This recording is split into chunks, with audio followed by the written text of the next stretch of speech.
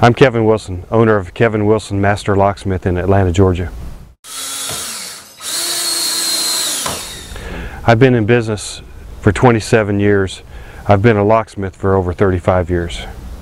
I guess the most rewarding aspect of my business is just helping people back into their homes and cars.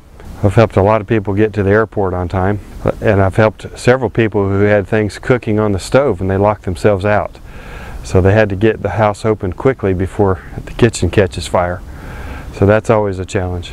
Or babies locked inside of the house. I've had dozens and dozens of those over the years. So I like helping people out of their emergency situations.